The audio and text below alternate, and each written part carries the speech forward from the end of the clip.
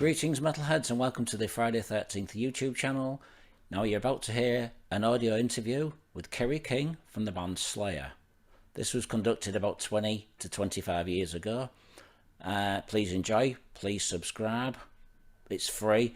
Please give comments, thumbs up, and please share on social media such as Twitter, Facebook, Instagram. Thanks for watching, thanks for listening, take care, stay safe, be metal. Cheers. Hello. Hi Kerry, how are you? What's your name? Jason. Jason, that's appropriate. Yeah, my family's called Friday 13th. Before you ask, I was born on the 13th. Yeah.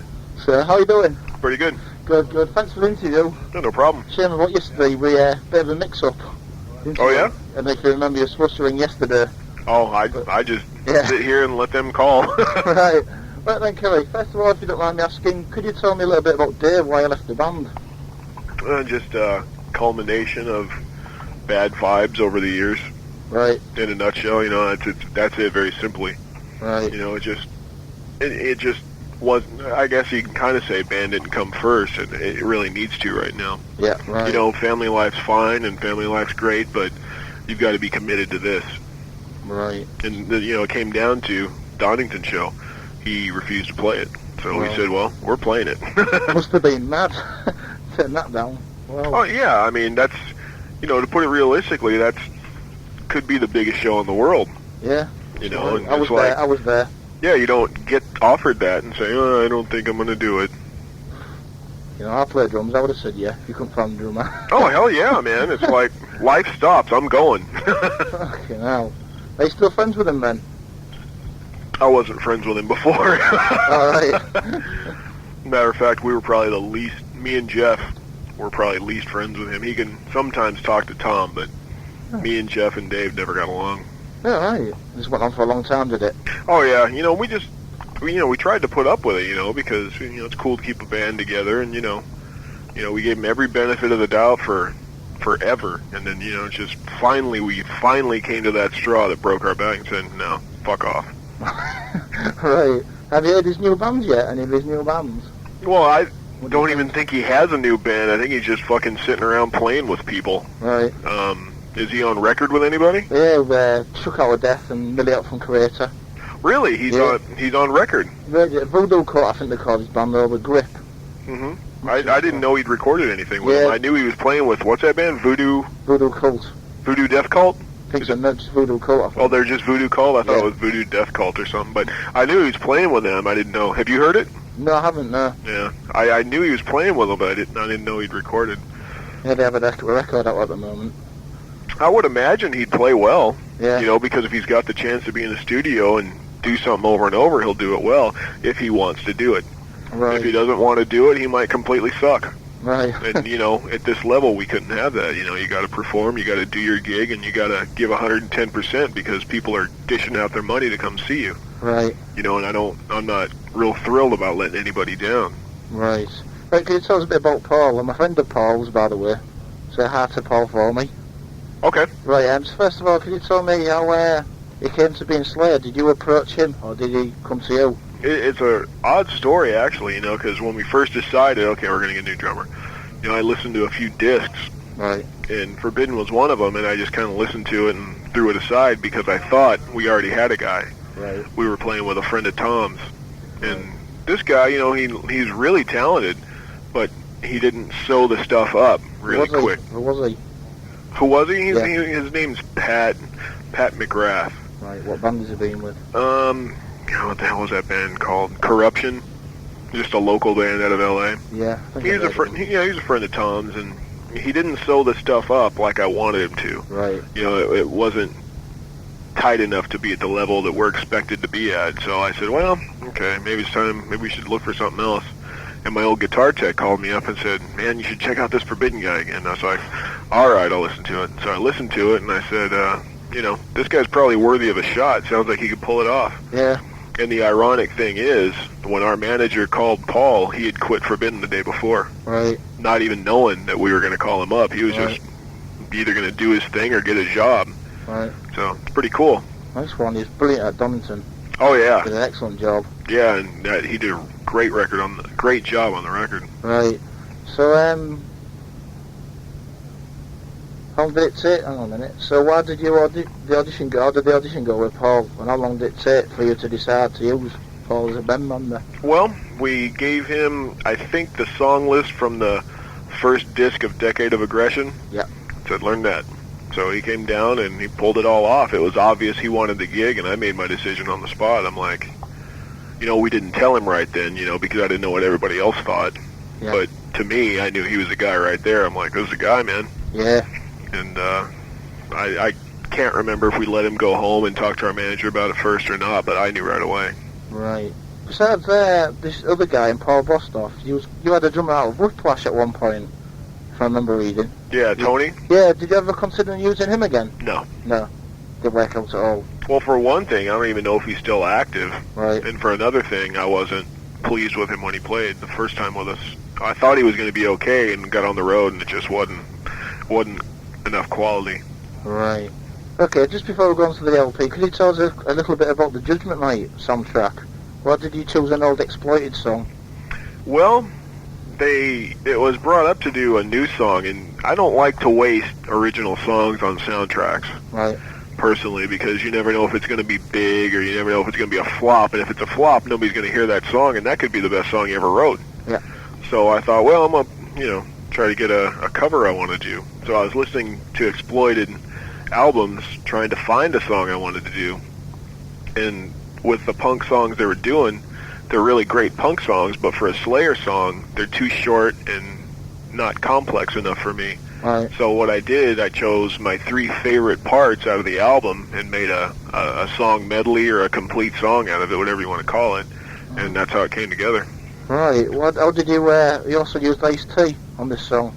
Well, the only way you could get on that soundtrack, and it was brought up to us in the beginning, was, whoever put the album together, I don't know who it was, wanted to get a song from a rock band paired up with a rap singer or a rap band or whatever, yeah. And they told me that. I said, no way, not interested. Uh-huh. And then a couple days later, our manager called me up and he goes, how about Ice-T? And I went, that might be all right. That could be, because I was thinking about Body Count, because I'd heard Body Count, they had this CD, and, he's into thrash. He likes it. Yeah, I don't like his LP, though. The Body Count one? Yeah, I don't like the drums. It sound like a drum machine. Well, it's not a big budget one by any means, but, it was obvious he was into it, and I'm like, that could be really cool.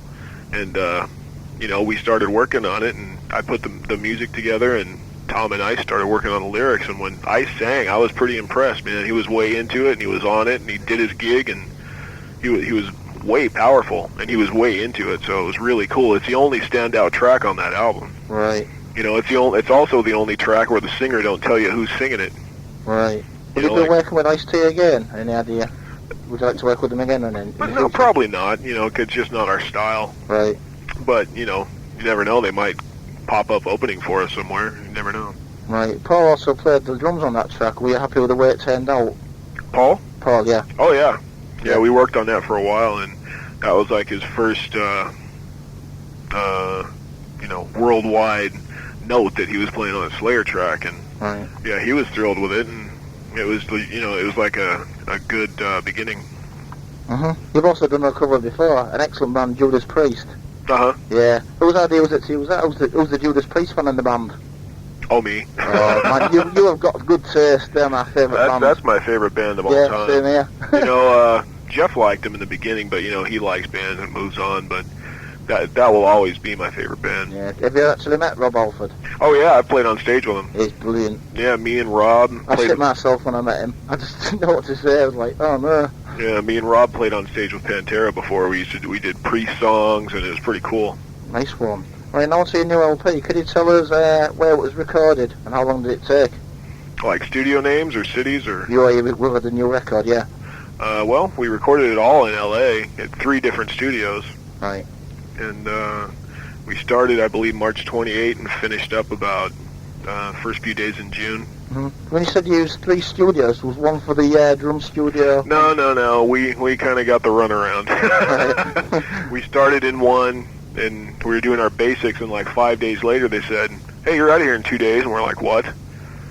We didn't know. So then we're like, oh, where the hell are we going? So they set us up in this other place, and we get there, and like a few days later, they're like, oh, you're out here in a few days, and we're like, what? Where the hell are we going? Then they sent us back to the first place, and that's where we finished up. And then we mixed it a different one. Did you find it hard to mix? Were you being in different studios? The only thing that was hard, and the other part was like we started out with an engineer, and a couple days before he was ready to go, it's like, oh, this is my last day, and we're like, what? Nobody told us anything. Yeah. And then we're like, well, who the hell are we gonna get? So we got this guy that did the Alice in Chains Jar of Flies single, and I think he did Justice for All. Right. But that's not why I used him, because I think the production on that album sucks. Yeah. But he's into the music, and he was available, and I thought, cool, let's give this guy a shot. And So, I was really pleased we did. right. But that was the hard part. Was like the first guy recorded the drums, and the second guy tried to do stuff with them. Right. And that's where we found difficulties. Right. Are you happy with the way it's turned out? Yeah, I like it a lot. It just next time I want to keep one engineer through the whole thing, because he'll mic it differently, and he'll know where we're going with it. You know what I mean? Yeah. Would you say it's your best record up to date? Strongest? It's always hard to say, but yeah, I think so. I think it's along the lines of Rain and Blood, only better. See, now if somebody tried to put out an album exactly like Rain and Blood, I don't think it would do as well or be as popular or anything. It was right for the time. Yeah, definitely. Right, could you tell me if Rick Rubin is a part of the Slayer family? I mean, is he a permanent producer for you now? Or? As far as I see it, yeah, because we have, total right or refusal to anything he says. It's good to have a guy in there that's not in the band that hears things, that could suggest things, and he's just as happy with okay, that's really cool, or no, fuck off, that's stupid. Yeah. It's good to have another set of ears in there that aren't part of the band. Right, nice one. So who writes most of the lyrics and the music? Do you all have a say? What goes and what doesn't? Yeah, we all got to say. Musically, me and Jeff write everything. Yeah.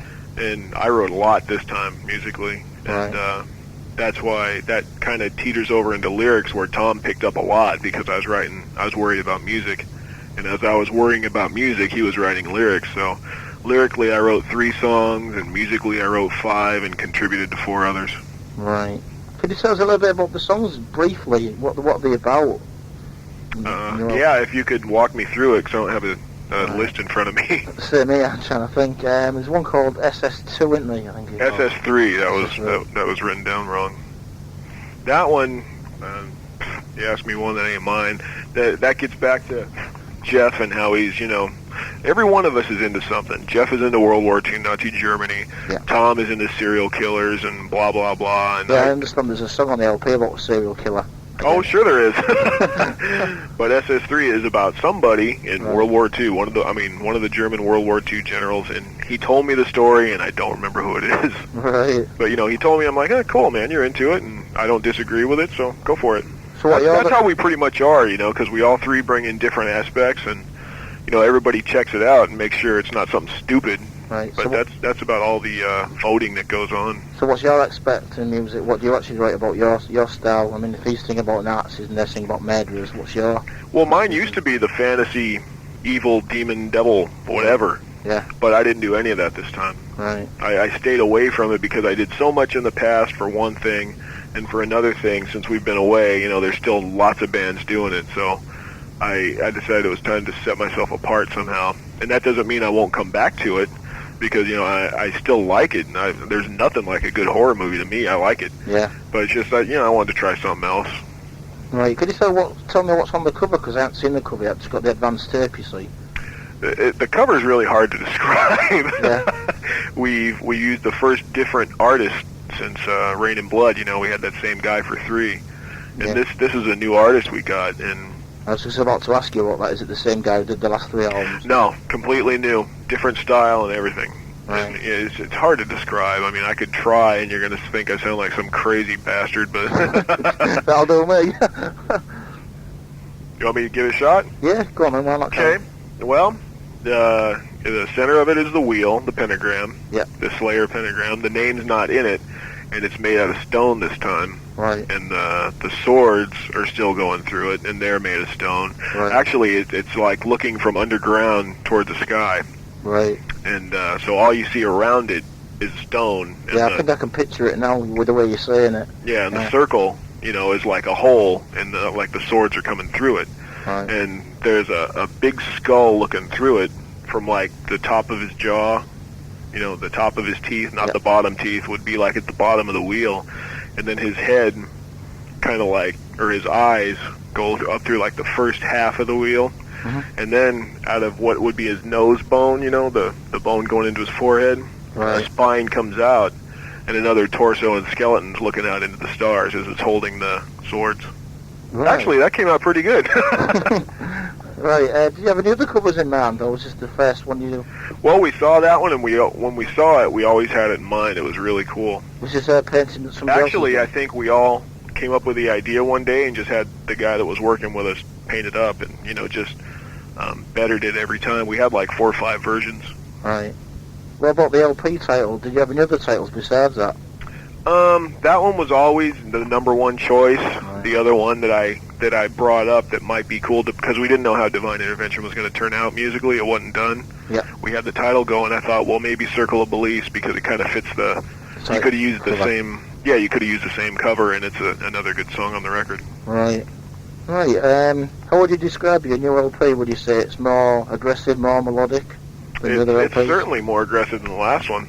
Right. It seems to me Slayer is creating a pattern for itself. You know, it starts at 1 and pinnacles at a real big thrash fest by the 3rd one, which was Rain and Blood the first time, and which is Divine this time. Right. Would you say that pause brought the aggressiveness into the band? No, I think that's me. Right. I think that was me contributing so much because I'm very into the, you know, punk frenzy aggression, and I try to apply that into our music.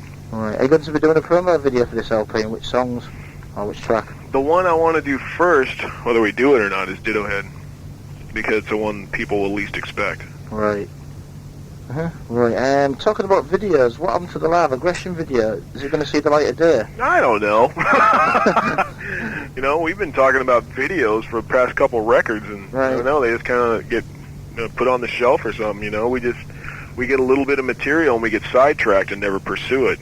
Right, because you did the LP, the double live CD, and what we had, the only video we had was from Wembley on the European Clash, and I didn't like the songs we were playing then as opposed to the songs we played on the American Clash. So what we did is we got a couple of the videos and gave them to MTV, which is the War Ensemble one, and Rain and Blood, and Black Magic, I believe. Right, so live aggression won't see the light of day then, you don't think? Not the way it was, but I'm sure if we put one out, we could still use that title. And there will be some sort of live thing come out because we've never put out a live video. Right. And, you know, it's very cool, I think, to go see a Slayer show. It's, you know, it's, let alone watching us, the light show, and it's pretty cool to see. Yeah, I saw you on my birthday, Clash of the Titans, Birmingham, NEC. Really? Yeah, I was pissed as a fart.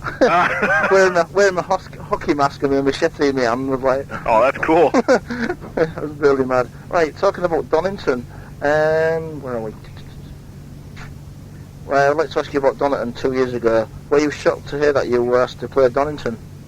No, I was, you know, I knew it would happen sooner or later because I think out of any kind of metal band, we're about as extreme as you can get without calling it like death metal or, you know, whatever. This is like pretty much, it is thrash. You know, I'll call it that, I'll call it speed or whatever. But all the other bands that had played it before weren't quite as edgy as us. Right. And, you know, I knew it was coming because we kept getting more popular and more popular, and I was hoping it would come because I was really, you know, I was looking forward to playing that. Sick of seeing Iron Maiden.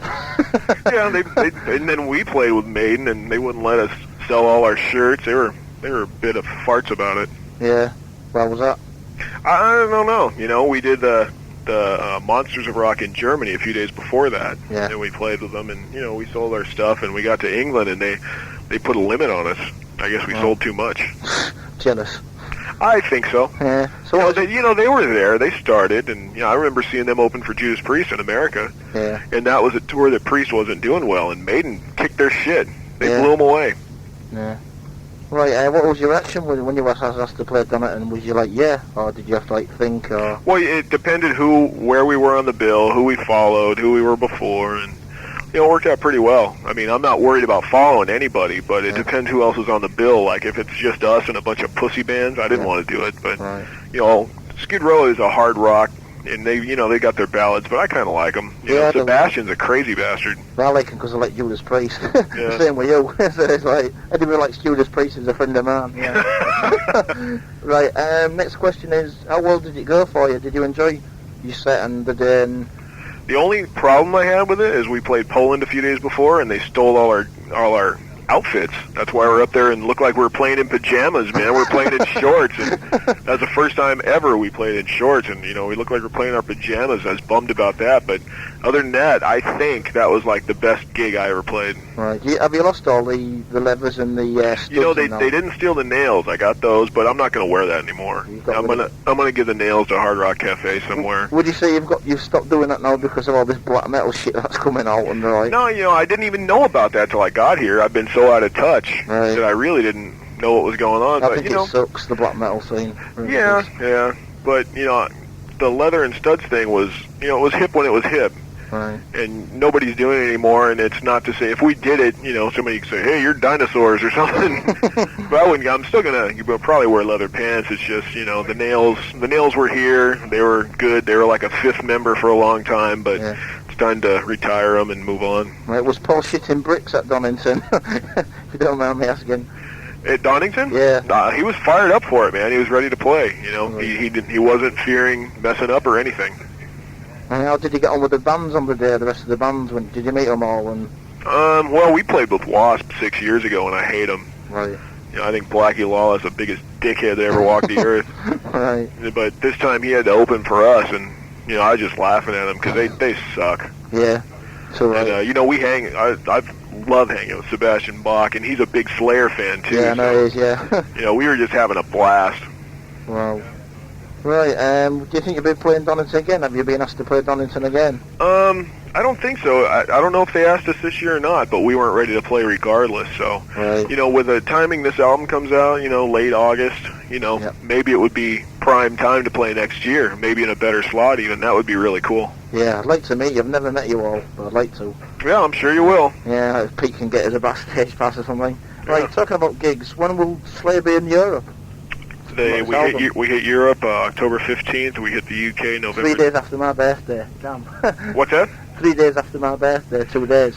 Yeah. Born on the 13th of October. So we hit UK November 21st. Right. Are there any support? Do you like to have as a support band? Don't know. I don't know who's coming with us. Yeah. Right. Have you anything to say to Friday 13th readers before we finish? Buy the record, man. It's gonna kick your ass. It's really cool. I'm proud of it.